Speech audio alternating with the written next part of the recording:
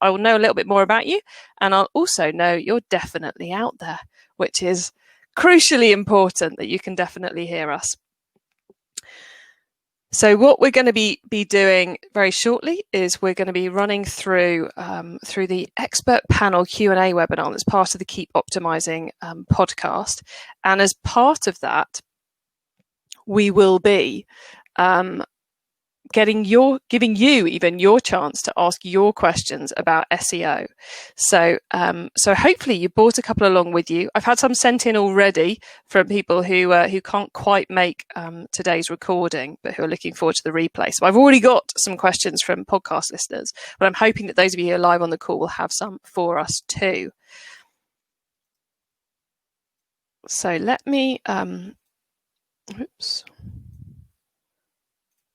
Let me find the right thing to share with you, share the slides with you, and then we will get ourselves properly underway.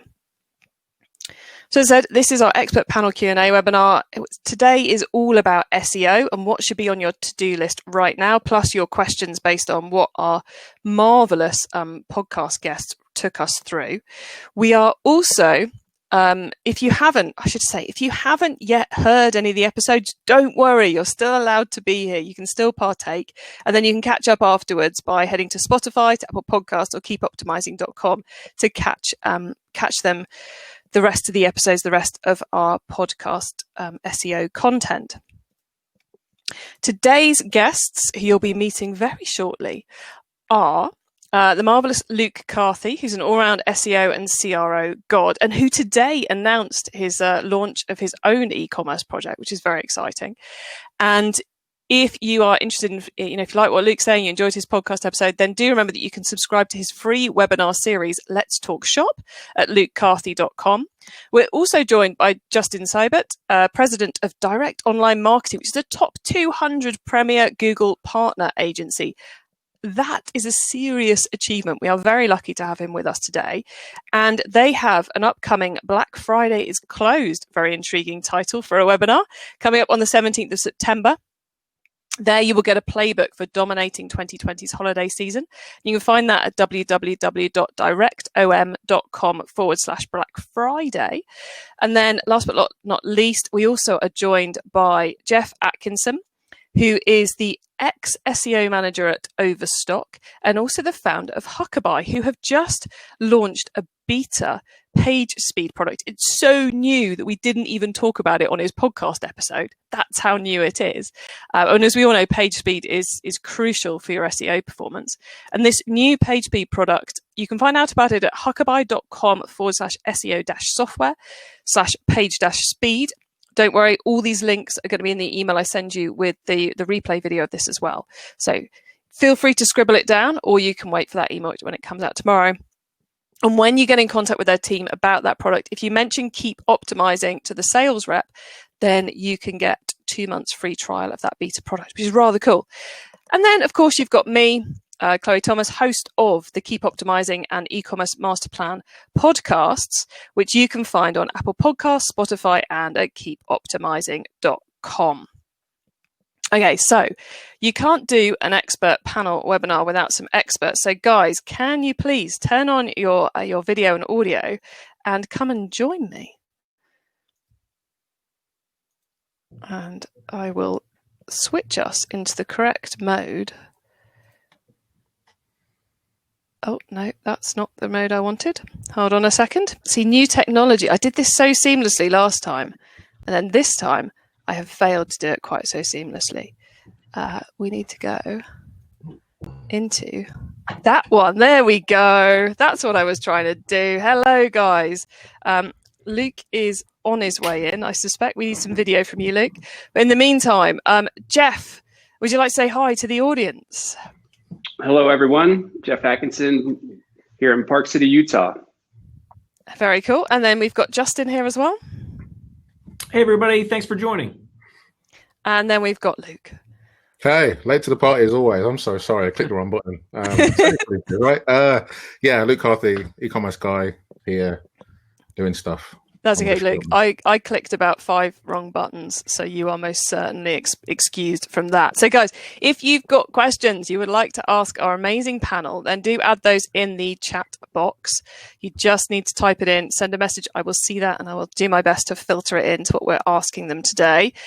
But we're going to start off with one of my questions, and it's a bit of a big one, which I know you guys have seen in advance, so it's not too cruel to go out with a big question right now. But we all know that SEO is a long-term strategy, but I'm sure there are things which we could still be doing right now that would help improve our performance as we go into the upcoming holiday season, into peak. So there must still be things with, we've got September, October, November, December. We've got 4 months left this year. What could we do to improve our performance as we go into this year? That is a big question. Cruel woman. Okay, so. Oh, you just nominated yourself to answer first there, Luke. Well done. I'm in there. I'm just, yeah. All right, so the first thing I want to say is use last year's URLs for your landing pages, or all years if you can. By what I mean, so many retailers will use things like, /Black-Friday-2020, and then for 2021, they append the one at the end, and it's like, why are you doing this? Why are you putting yourself through all of this pain? Use the same URL year in, year out. It's universal. It acquires equity over time. And it's just going to be easier, right? Because it means that people aren't going to be frustrated by having to manage redirects internally, and your customers aren't going to be frustrated with going to an old URL or trying to find a new one or whatever, right? So just recycle the good stuff you've been working hard for. And that is a really quick, super quick thing you can do to really invigorate your campaigns for Black Friday, for Christmas. What if we got back to school already? You probably already missed that train, to be honest. But, you see my point. Yeah. And Luke, would you leave those pages up all year round with something on as well? Or would you turn them off and turn them back on? Yeah. I wrote a post about this for last year's Black Friday. And as we know, people search for Black Friday way before Black Friday is even a thing, more so in the US than in the UK, but we are catching up. So yeah, all year round, leave Easter eggs around, so if someone's searching for Christmas, I have a client where Christmas is now on the agenda. I know September 1st, Q4, it's going to happen. People are searching for that stuff. So leave Easter eggs, even if you have nothing to promote. Maybe just say, hey, thanks for searching for Christmas. Sign up for when our deals go live. Maybe give them a small incentive, like a 5% discount just for sniffing around. Yeah, keep that stuff live all year round, 100%. Cool. And Justin, you were nodding a lot there. So do you have something to add to that, or another idea that we could still do right now? Yeah, just to back what Luke's saying, we've dealt with, I'm thinking of one client in particular, and historically they would have one URL that was like a sale page. And so every holiday that came around, they would keep putting on that. So they had no equity whatsoever every year that came around for an Easter, for Memorial Day, from whatever sales. So having that up and being able to leverage that every year is great. One of the other things I would look at is look at people who have done lists in previous years about best Black Friday deals on whatever the particular niche is that you're doing. And then when you can compile that to see where those rankings were before, then you can reach out to those people come in October. Hey, are you planning on doing something again? We'd love to be featured. But looking for those product features and those links you might be able to get. I think there's some research that you'd be doing right now for that. Cool. And Geoff? Yeah, so Black Friday, Cyber Monday at Overstock were enormous. We did about $600 million in a 3 to 4 week time frame. So we were planning about 6 months out in advance. And a couple tricks. One is that if you get your sort of promo schedule and your coupons and big discounts all organized ahead of time, you can start leaking them out and getting backlinks. So we would do that a lot. So we had, to Luke's point, we had a consistent Black Friday page. We had a consistent Cyber Monday page. We even tried to rank for those terms. And we would leak our deals and coupons out early to try to gather backlinks every holiday season. Because yes, right now people are already starting, there's these, a lot of affiliate sites that are already starting to talk about Black Friday, Cyber Monday. Take whatever you did the previous year and get like 10 to 20% more aggressive, because it just feels like every single year, I managed all of marketing. So it was such a stressful time. I'm so glad to be in software now instead of in e-commerce. But yeah, we started planning at least 6 months in advance. We had a company-wide team focused on the holidays. I mean, we did half of our revenue in about 4 weeks. So pedal to the metal, and yeah, the leaking of deals is always a great way to get backlinks. So literally you would, by the leaking of deals, is that you would let slip there was going to be an amazing deal on that product? Yeah, exactly. We would, whether it's coupons or what our sort of strategy, because Overstock was so big, people were very interested in what our strategy was going to be, what our site-wide deals, what we're going to do in terms of shipping. And so, yeah, we had an enormous affiliate network, and we would sort of let them know what the plan was ahead of time so that they could promote it, get ready, and inevitably would get a ton of backlinks as a result. Nice. And something else you mentioned there, Geoff, was around at Overstock, you would try to rank for Black Friday itself. I'm guessing that's beyond that's not a sensible target for most retailers out there, because there's only 10 spaces on page 1 and there's a lot of people going after it. So should we be considering being Black Friday jewelry or electronics Black Friday, or even in that URL, should we go a bit longer tail with our target? Yeah, I think the more specific, the better. So people do search for product names even / plus Black Friday, Cyber Monday. The more specific, the smaller you are, the more specific you're going to get, the more long tail. You can start doing stuff like putting it in, it gets a little tricky when you start messing with URLs. Luke pointed this out earlier, if you take your top products and all of a sudden add Black Friday or Cyber Monday to the URL, but you can change it to the copy. You can change it to some of the metadata.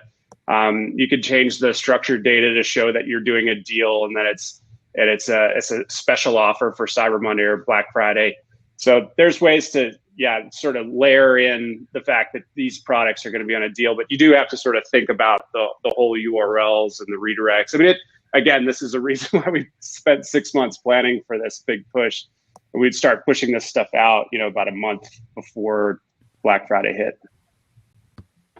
And we've mentioned a couple of, I guess, howlers that people do, as in suddenly changing all their URLs or turning URLs off. Are there any important SEO tactics that we should be avoiding or any SEO errors that we should be avoiding at all costs as we go into Christmas? Things we definitely shouldn't be doing. We do a code lockdown. What else should we be avoiding? Justin, you're nodding away there. So what have you got for us? Oh, I don't have anything specifically on that. We're big believers in a code lockdown. Like you mentioned, we've seen too many errors happen that cost people huge sums of money. Mm-hmm. But I do think it's okay still, to Geoff's point, to put the information in the metadata or into the copy as well, because we see huge amounts, not just from SEO, but in paid search. And this is one thing I'd recommend to everybody if they are running paid campaigns, that you can get that really granular detail about the search query, and then you can see what happens. So I'd recommend, if you have been running them, go back to last year's data, see what were people actually searching. And I think people, if they haven't gone through it, might be surprised at how many times Black Friday, Cyber Monday, Cyber Week, those types of terms are attached to even a SKU or a very specific product. So if you're seeing that data for your industry and for the products that you sell, that can just give you a tip off on how you might want to optimize this year. I like that. That's a really cool piece of advice. And I think to kind of extend that. Also, before I even get into my tip, I just want to say, Chloe, you're genuinely an SEO. Like, you are. You try and pretend that you're not, but the questions you're asking just tells me you do SEO. All right. Yeah, but I don't do SEO. I can just talk a good game. I can't do any of it. Awesome.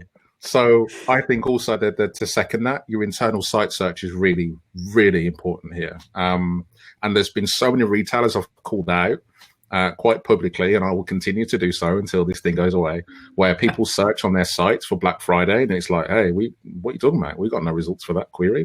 What? But like, these are big brands, So it's just, one, it's bad UX. Two, it's embarrassing.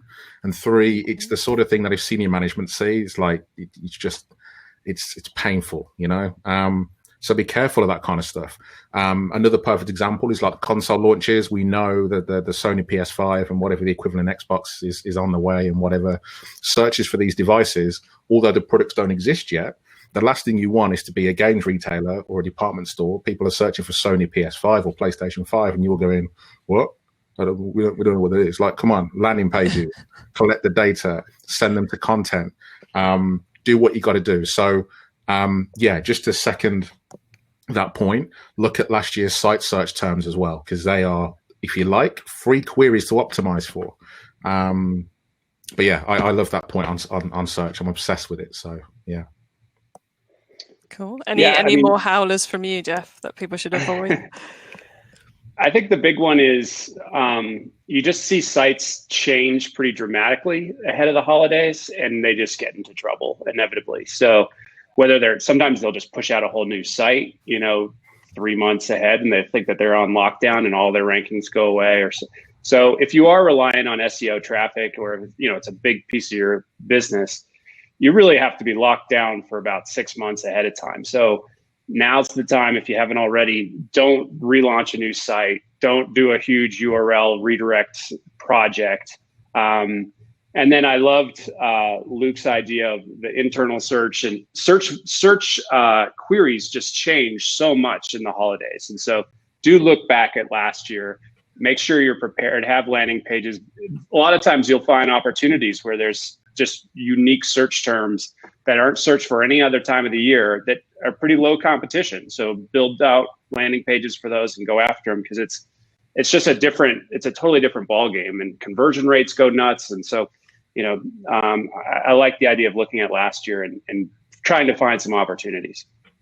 Yeah, and just to piggyback on that, sorry, Geoff, is I love the point about putting out a new site or putting out kind of a new layout, and even just beyond the SEO perspective.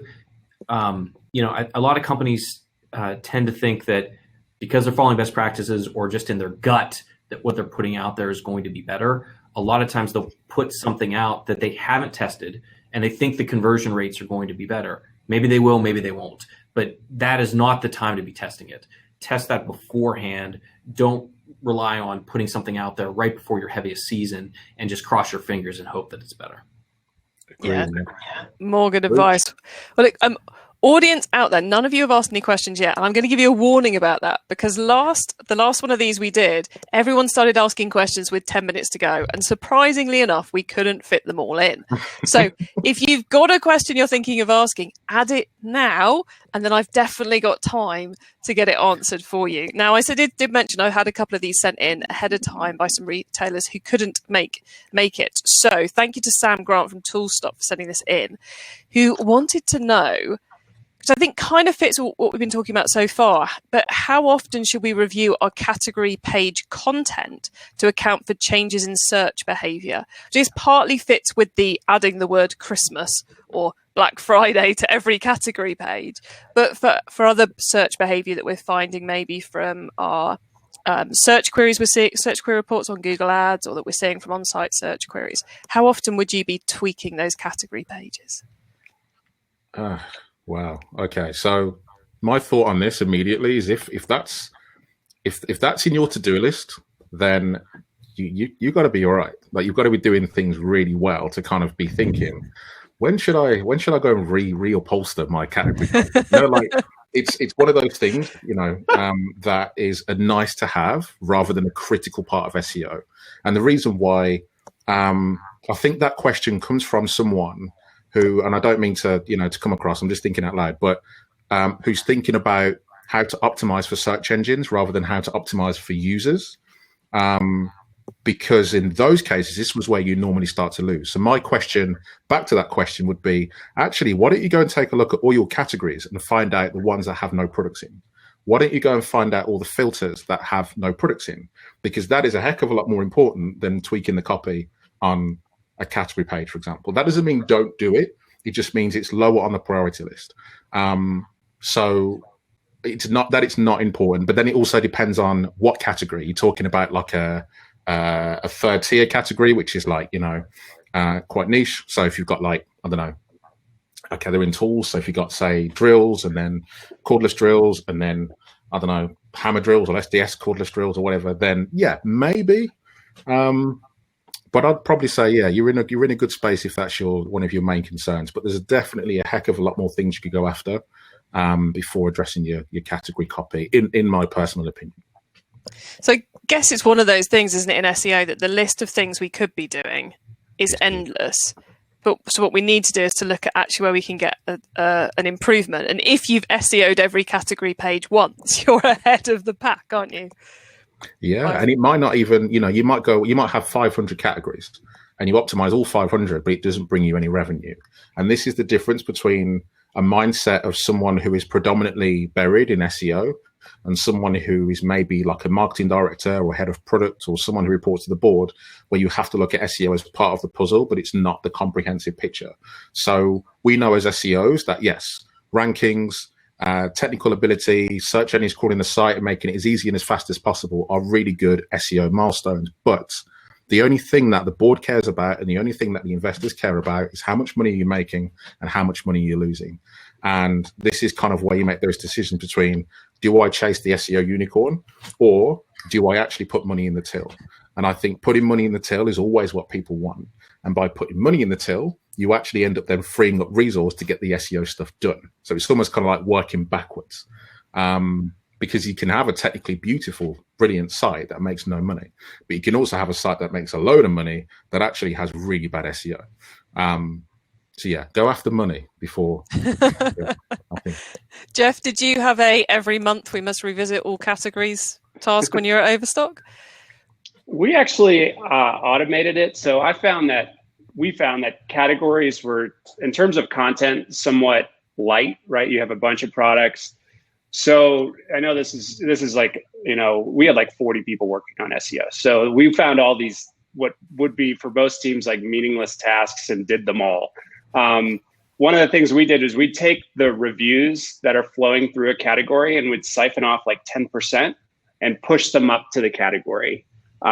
Sometimes more, sometimes less, but that way there was a constant fresh content entering into category pages that previously would have just been, product images and product names. So that was really effective to get our category sort of cranking from a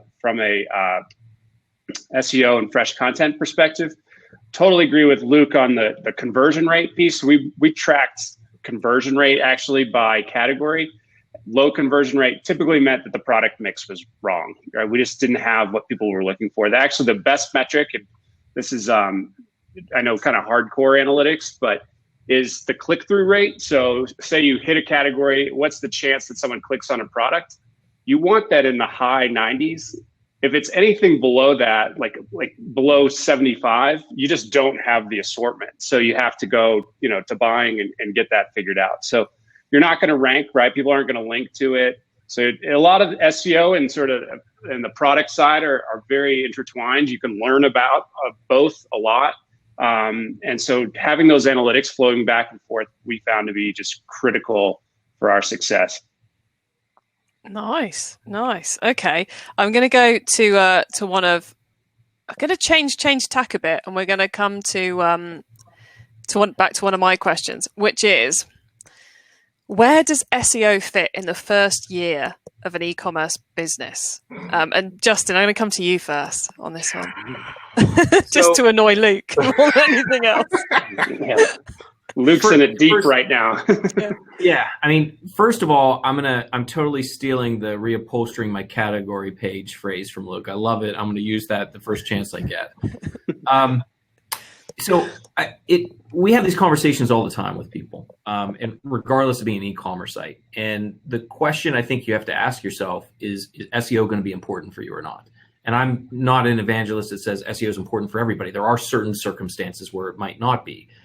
I think from an e-commerce perspective, that's going to be few and far between. But it's going to be important. The question is weighing your resources. Because if you don't work on SEO now, you're just going to put yourself further behind and you're going to have to pay the piper at some point. So I'm a fan. I recommend that we start now, but in a world of limited resources where you're not overstock and you have to make choices between what you can do from a time perspective, what you can do from a money perspective. You might say, we need to do something on social instead. We need to do something with ads instead. We need to work on our in-house email campaign, whatever it's going to be that you think is going to pay off. But just understand, if you make that decision to do something else first, you're going to have to come back to it later. And all you've done is push yourself 6 months down the line. I like that. Preach, man. I think that's solid advice. Okay. So my thoughts on this are, do it at the beginning, because it's really easy to do it at the beginning than it is to kind of wait a year and then have to pedal back and recycle and find your mistakes. And I'm not talking about, I'm not just talking about technical SEO here. I'm not talking about level 10 sophisticated kind of, broad API kind of integration kind of stuff. I'm just talking about fundamentals, like get your URLs right, make sure they're URL friendly, right? It pays dividends just to use plain text and plain English or plain whatever language you're working in, rather than kind of the auto-generated page ID parameter-driven URLs that we see, right? Because that's going to be a colossal pain in the ass if you have to come back a year down the line, you've got 7,000 pages and then you need to change all of them to real text. So just like if there was a bunch of things I could say to get out of the box, it's one, make your images as small as possible in terms of file size by using something like tiny PNG, just to help with the grief later on.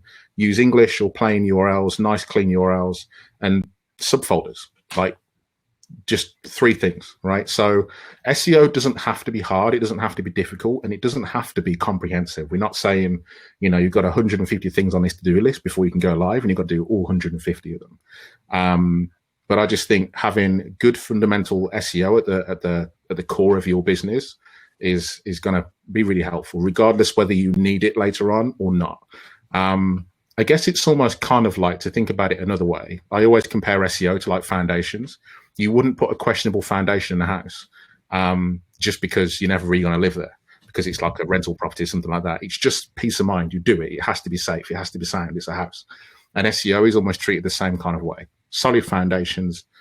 And it's really easy to get it right when you know how, but it's really, really difficult to get it right when you've done it wrong for so long.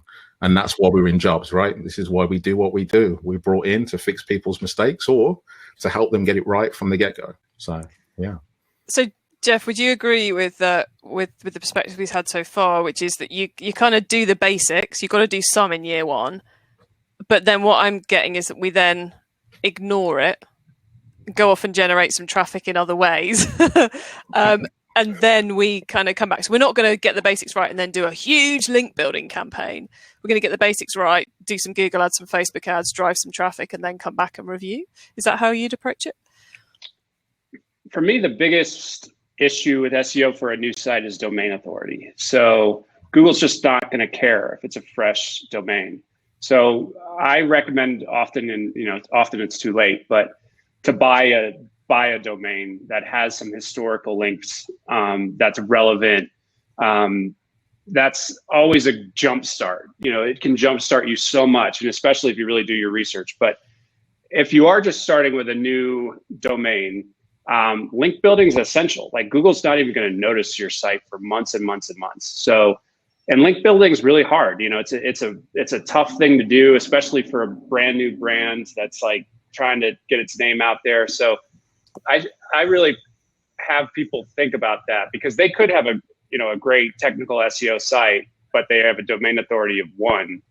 And, it's going to take them years to get to the point where Google is even coming by and paying attention. So I'd really focus on, if you have the opportunity to buy a domain and start it from a domain that already has a backlink profile, that's a great way to go. If not, you do have to have a pretty hardcore strategy for the first 6 months to get Google to start paying attention. And if you ignore that, that's the piece that I worry about with time, because if you don't work on backlinks and getting your domain authority up early, you could be 2 years in and saying, all right, we need to focus on SEO, and you still have that domain authority of like 5 or something. So I think an effort towards domain authority is really critical in the first 6 to 12 months.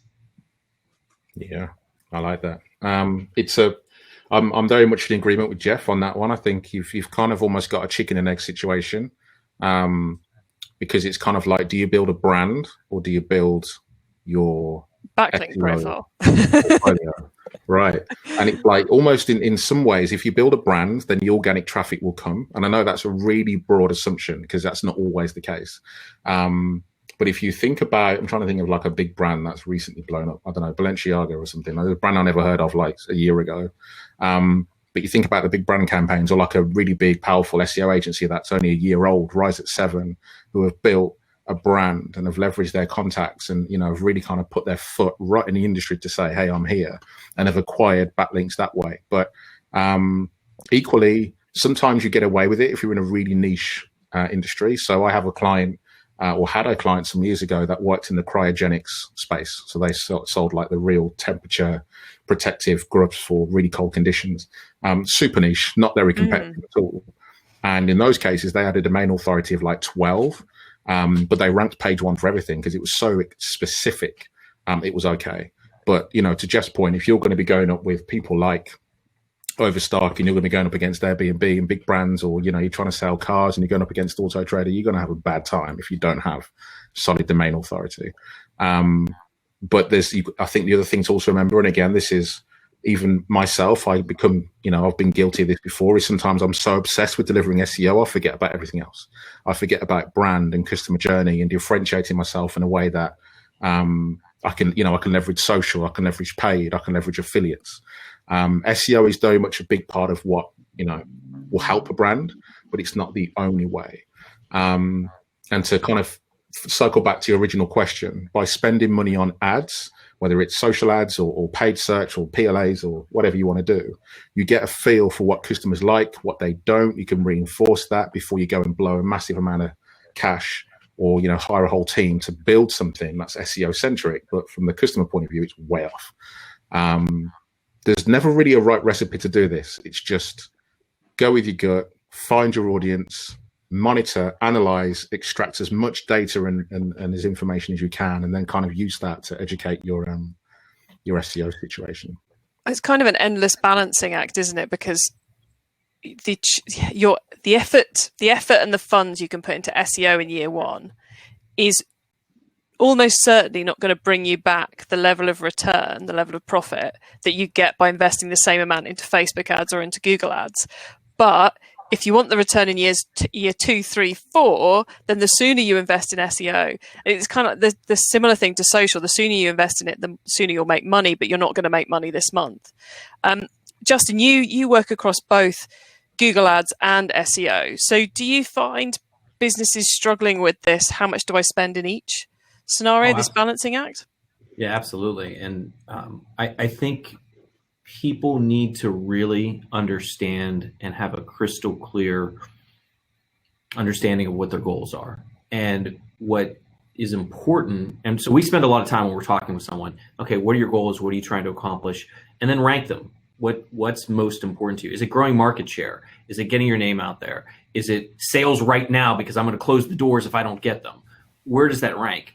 And the other thing that's really important is we try to talk to as many people before we even engage as possible, because you'd be surprised how many times people aren't aligned, either because they're worried about what their boss cares about, but somebody else is worried about what their boss and everything else, which are pieces of it, but don't necessarily add up to what's best for the company. So we want to get everybody aligned and have that information together, because most people are not in a rivers flowing with chocolate, lollipop trees situation where they can do everything. They have all the budget in the world to do what they want. So we have to make choices based on what those goals are. So my advice, because I think it was Luke that said there's no perfect situation, is there isn't. You have to decide what's best for you and then make your decisions going from there. Sure. But you can't afford to ignore anything. Can't afford to ignore anything. I'd with you on that. And I think just to kind of add the cherry on the cake to that question, obviously I'm in that exact situation right now, building a brand. And my main objective is not going to be SEO. I know I'm an SEO, and it's literally I've just shot myself in the face. And you've just told us all we should care about SEO too. Yeah. In the first month, you've just gone, no, we're not caring. But for me, I'm thinking about LTV here. I'm thinking about brand loyalty. I'm thinking about offering a service that's better than my competitors. And almost as a consequence of looking after the customer and being better in that space, you kind of earn some equity. Plus, I'm end of the funnel, right? At the moment, I'm end of the funnel. I'm someone searching for a very specific product, and I can fulfill it. But where I want to be is in a situation where people come to, my site for advice, for support, for comparisons, for brand A versus brand B. And I'd love to be that. But right now, I can't do that and also build a brand due to resources and everything else. I'm very much a startup with a shoestring budget of resources. So for me, it's about building the brand and building an experience. But I am equally, to kind of, bring that full circle, I am investing in PR. I'm invested in making noise and putting the word out there. And if links are a part of that, great. But for me, I need money in the till. I need tills ringing, man. I need sales. So, go the other way. You could be in a situation where you invest a lot of capital into SEO, but your checkout is terrible. What do you do then? Like, you've got all the links in the world, but no one could buy your stuff because, hey, it doesn't work.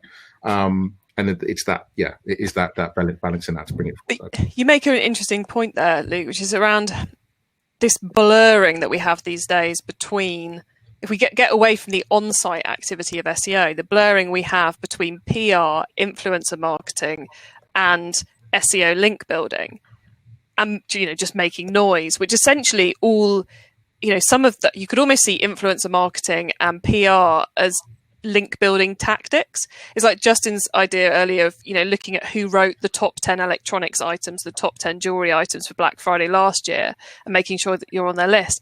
That could be seen as a influencer tactic. It could be seen as a PR tactic. It could be seen as an SEO tactic, or even a social media tactic. And I think whilst it's very confusing for people, I generally think that kind of overlapping makes life easier for retailers if they realize it. If that makes sense. Yeah. What do you guys think on that?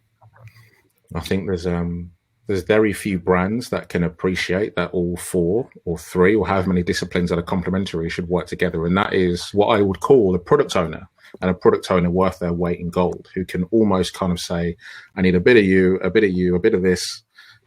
Which is just kind of like, yes, SEO is important, but it has its fault because it can't do this without CRO, and it can't do CRO without analytics. And just a product owner or a product team that really embraces all of those disciplines. And there's very few product owners I've managed to meet in my time that can properly own it and don't have a bias or don't just reside in one particular camp. But if you can find someone like that, hold on to them tight, pay them whatever they ask for, because they are worth their weight in gold. Geoff, you were eager to come in on that one too. Yeah, I really do see it as all the same. And it's sort of picking a true north. And brand building and link building, in my opinion, are the same thing.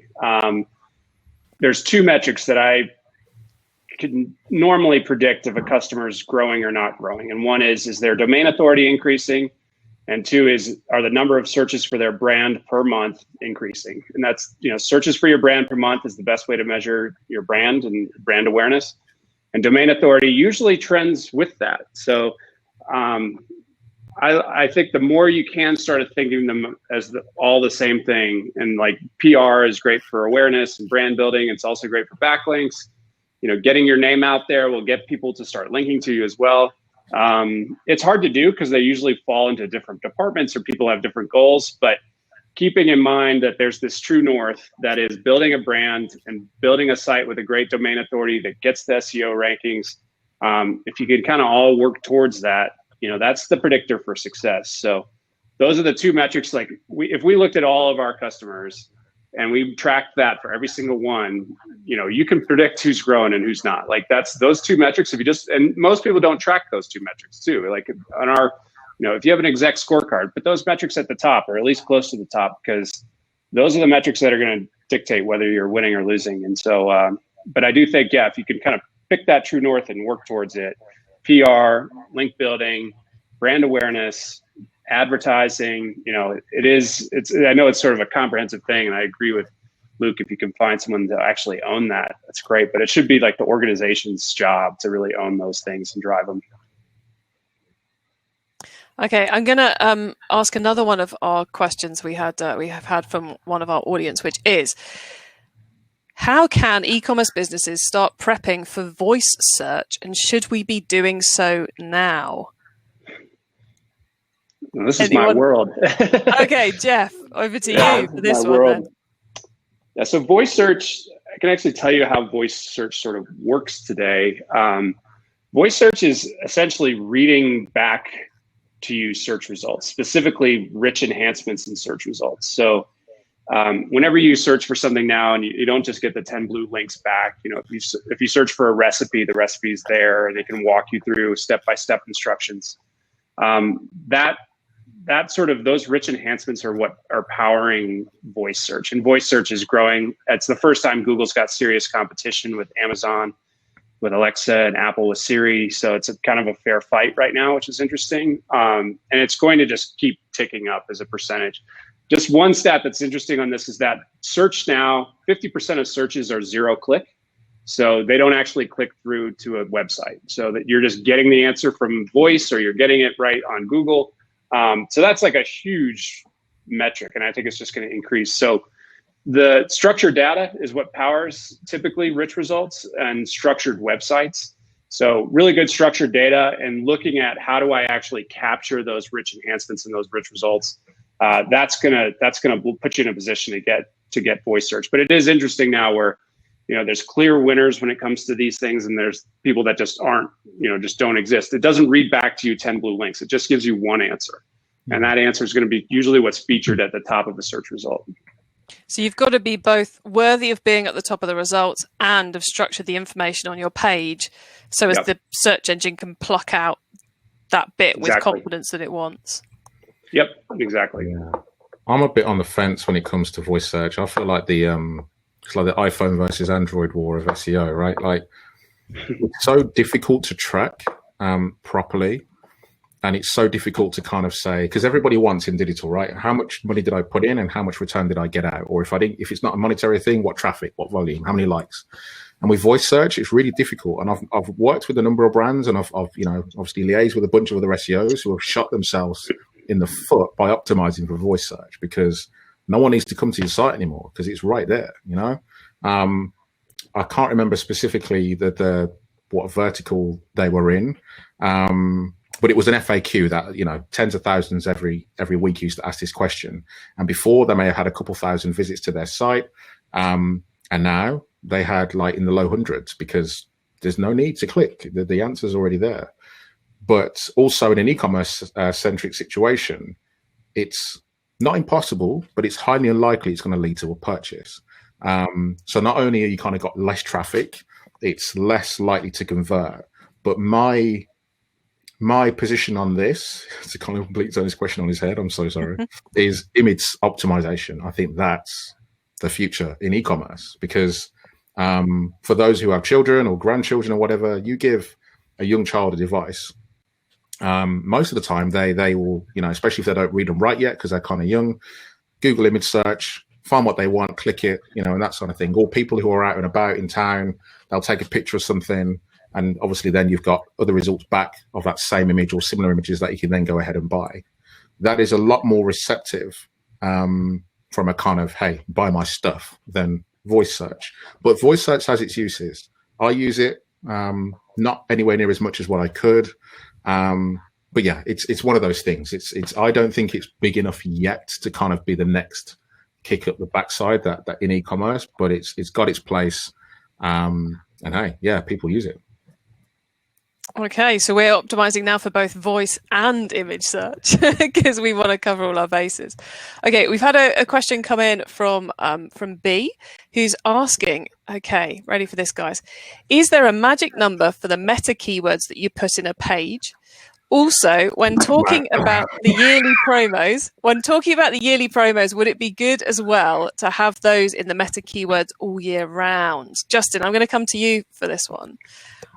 So if we're talking specifically about the meta keyword tag, I wouldn't worry about it. I wouldn't use it at all. I think if what we're saying instead is what are the keywords that we want to focus on and optimize a page, then that's a different story. And general rule of thumb, and home pages can be different. There's some other things we can talk about, but really think about what are the 1 to 2 to 3 keyword phrases, and no more than that you're going for on a particular page. I think it's really important to understand, after you do your keyword research, how are you mapping those keywords to the pages, and then making sure that the content's right and that you're optimizing towards that. So I would, keep it simple, stupid. Just keep a really low number that you're going after. And if you have more keywords you want to go after, create more great content. And I'm assuming, Justin, when we're talking about 1 or 2 keywords on a page, 1 or 2 keywords, key phrases per page, we might be talking pink t-shirt, pink long sleeve t-shirt. We're not talking women's pink t-shirt, young boys jeans. They're pretty closely aligned, aren't they? Those keywords we'd be going for. Yeah, the content has to be similar that you're going after. So it's variations for that. Again, things can be a little bit different maybe on a homepage, but I think if you're looking for a general rule of thumb, that'd be my recommendation. Any disagreements, or are we good on that, guys? I don't know how literal that question is, but I'm going to echo basically, what Justin said. If it's meta keywords as the explicit tag, then you need to look at Webmaster Docs and just start reading about the basic fundamentals of SEO. That's not important. Get rid of it. Forget it. Move it out of your mind. It's not going to help you. It does amaze me how many web platforms still suggest you should put in meta keywords when it's been, a decade since any search engine paid attention to them. To be fair, it's not fair, because people are setting up their page, they go, meta keywords, what am I supposed to put in that? Yeah. Google it and then end up But focusing on something that's so unimportant. Apparently, Bing still uses them. And I say apparently with a big pinch of salt. I read somewhere that Bing still has a small amount of influence on them. How much, I don't know. But even if you're going to do it, automate it somehow, it's not worth having someone do that for several hours or whatever. But what I would say is with metadata as a holistic view, titles, descriptions, that kind of good stuff, there's definitely potential in optimizing for those. And it's not so much for rankings, but it's more for click-through rate. It's more for making it relevant. But again, I go back to my earlier point, write it for your audience, not for search engines. Stuffing it with keywords and making it look sexy to Google ain't going to help you out, but making it attractive for your customers, adding things that's going to give them confidence that you're the person to buy from. Structured data is what Geoff mentioned earlier with your price, your reviews. Injecting it with that kind of information is really going to help you to get the click rather than a higher click. It's going to help you to get that click. So invest in them. But as usual, it's kind of 60-ish characters roughly, but don't use it as a gospel bit of advice, but 60 characters ish for your title and 160-ish for your description. But again, write it for your users, man. Just what do your users want to see? What are your other 10 blue links telling you that you could find as an opportunity? Are you offering free delivery and they're not? Do you have 365-day returns and they don't? Are you based in the UK and only selling UK sourced products and they aren't? Use those kind of USPs, those killer things that make you stand out as part of your metadata, not search engine centric stuff. That won't help.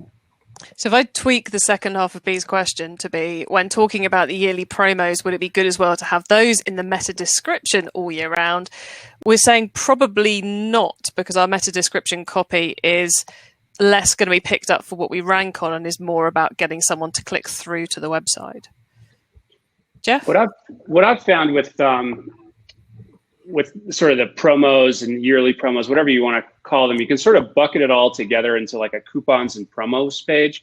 So the most common mistake is that brands won't rank for their own brand name plus the word promo code or coupons. And so you're paying a tax to basically Retail Me Not or whoever ends up actually ranking number one for those. And you can get those sales directly, save yourself 10, 15% by building a page that's updated, that's always showing your promo codes and your coupon codes. So that's usually my recommendation, is just have one page, right, that ranks for those types of things. Maybe you have a Black Friday and a Cyber Monday page too. But when it comes to promo codes and people searching for your brand plus, coupon or promo codes, just try to rank for it yourself. And then on the first question, metadata, structured data has just become way more important. So if you can focus on making sure your structured data is really good, the metadata is just less important at this point. I mean, Geoff, we've mentioned metadata a few times, or sorry, structured data a few times. Is there somewhere where you recommend people go to kind of get the 101 guide to what it is? Because it's far too long for us to cover in the next 10 minutes. But it is something I would highly recommend anyone listening going and finding out about, because the good thing ahead of kind of the metadata is once you've got it set up once, pretty much just does it for you. So Geoff, a tool resource?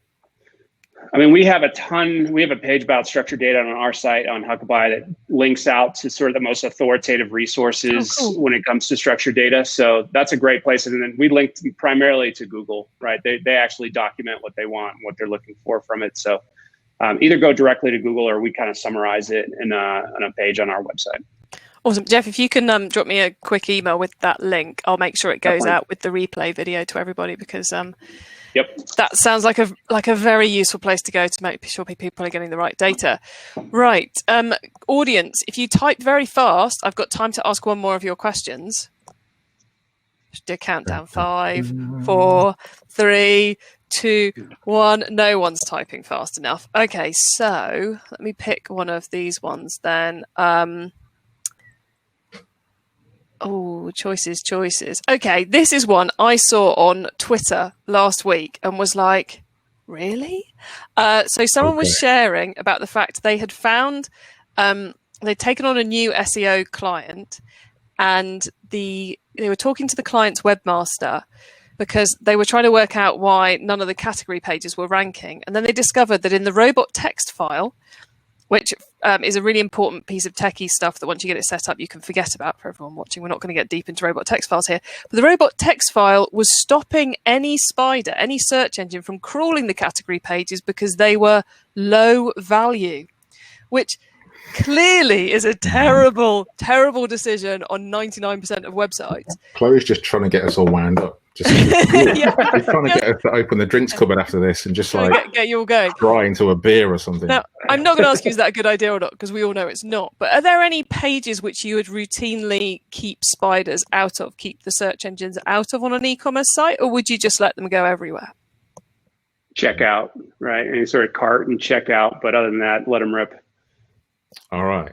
So I'm really opinionated in this space. All right. Like mild opinion. But for me, filters. So category filters, you have to be selective. I would never say block all filters because they are long tail gold.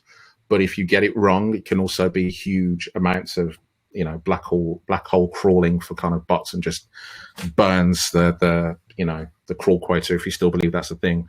But yeah, to Jeff's point, definitely check out. There's also an argument about your internal site search to prevent that from being indexed by Google, because keyword cannibalization, and also just messing with your search stats, right? So if you got like a huge spike in people searching for a keyword, is it real? Is it synthetic? Is it robot driven?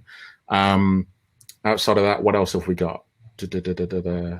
Yeah, they're the big ones, I think. So I'm gonna slightly rephrase what you just said there, Luke. So I'm gonna say Luke agrees with Geoff that you should definitely get rid of the checkout, and then the rest of it, see what's happening in your webmaster tools and do some analysis. And if you need to block something else, block something. Yes? No? I'm getting a vague nod there. A vague nod. Justin, I cut you off there. You were going to come in. No, I'm sorry. I was going to take it to the side for a second, because I think we had this conversation that Luke and Geoff were both bringing up in terms of having owners. And I just wanted to talk about this is who is the owner within the organization that's overseeing SEO? Because clearly somebody should have not had this happen in the Twitter question that you saw, right? Mm-hmm. And to me, and I have my own personal thoughts, but I thought maybe I'd even open it up to everybody else to get it. I think you have to think really hard about who is going to be your owner, who is going to be your champion within the organization for SEO. And when you're in, let's call it a medium-sized organization. So maybe you're 100 million, maybe you're $500 million a year in revenue, something along those lines, where you're not enormous, but you're not, just starting off kind of situation. You're going to have separate departments. And the question is, where does SEO live? And a lot of times I think it ends up living on the dev side of things, which I don't think is the right place for it, although that would have corrected this particular issue. But I'm just curious what everybody thinks, if you have opinions, and again, I know I do, about where you think that should live. Who should be that owner? Because too often when we come into a situation, it's either it's been in the wrong department, or, oh, well, this person has this person has this person has this. And then it's the same situation as everything in life, where if not a single person owns it, nobody owns it, and it falls through the cracks. That's a great question. I like that. Curveball question. For me, I think SEO.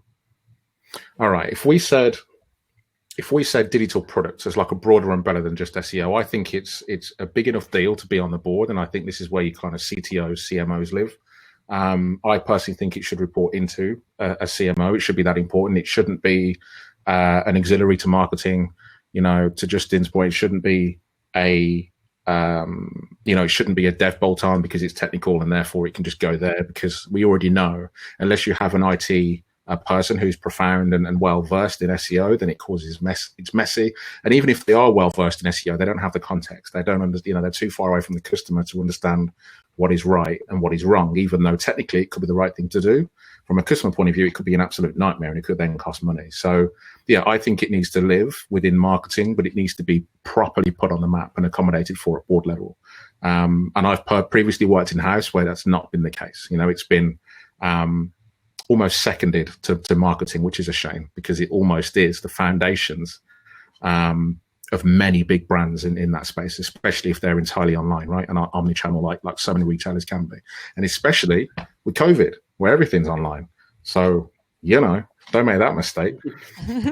And Geoff, what's your point of view? I like SEO to be basically completely self-sufficient. So the higher it can report, better. Typically into marketing is great. I agree with Luke to this, if they report into the CMO, that's ideal. But I like them self-sufficient, so they don't have to ask development for favors to do stuff. The developers work on the team and they report into SEO and report into marketing as well. So all the oars are in the water that can do, push SEO and accomplish. The biggest problem is if they're reliant on other groups throughout the organization to put in tickets and wait for them to get prioritized, then the group's just going to lose all their momentum. So I like them to be completely self-sufficient within marketing and, reporting as high up as they possibly can.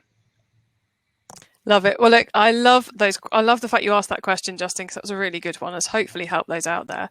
I'm going to just switch us back because we haven't got very long left now. So I need to do the wrap up. And that means I need to share my screen with you all again. So here we go. So just to remind all of you out there watching, these are our brilliant guests who have answered a whole wide range of complex and difficult and crazy SEO questions. We'll put links to the various resources they mentioned, everything on this slide in that email you're going to be getting tomorrow. So a huge thank you, Geoff, Justin and Luke, for being a part of this today. It's been a value-packed session that's, I think, added plenty to our audience's to-do list. And thanks to all of you for attending and for joining in and for asking a couple of questions along the way. As I mentioned, you will get an email tomorrow with the replay video, the links we've mentioned. So please, when you get that replay, feel free to share it with your friends, share it with your team. In these days of virtual goings on, then it can make for quite a nice virtual team meeting if you set everyone the task of watching the webinar and then discuss what you think the key actions are afterwards. Great way to bring your team together on something practical. Well, look, thanks everyone. If you have not yet tuned in to the Keep Optimising podcast, then tomorrow we go live with September's theme, which is improving your conversion rates. It is not CRO month. It is improving your conversion rates month, because we're taking a slightly weird angle on conversion rate optimization as the month goes on. We start tomorrow with on-site search. So those dead ends that Luke was talking about earlier, find out how to fix them in tomorrow's episode. We then go on to talk about customer personas, crucial way to improve the conversion rates of everything you're doing, with the awesome Lucy Bloomfield. She really knows her stuff on that one. Then the week after, we're talking to Moans Merler. Always say his name wrong. Sorry, Moans. About all the things he's discovered from doing a whole host of UX tests on top retailers to discover what customers do and don't like about those sites. It's crazy cool data. I can see Luke is getting excited about it. It's properly awesome. So he's sharing some amazing tips in that one. And then on the 4th Wednesday of the month, we're going to be going into live chat, but it's not yet recorded and I don't want to jinx it. So I haven't written it on the slide. It's going to be a really good session about improving your conversion rates with live chat. And then at the end of the month, because it's a 5-week month, we are doing you a really top special where I've got a whole load of e-commerce experts from around the globe sharing their top Black Friday, Cyber Monday tips. So if you've liked that session of today, you're going to love that one. You can find the Keep Optimizing podcast on Spotify and Apple Podcasts and at keepoptimizing.com. That's it from this session of the Keep Optimizing webinars. Thanks to our guests and to our attendees, and we'll see you all again sometime soon. Cheers. Bye.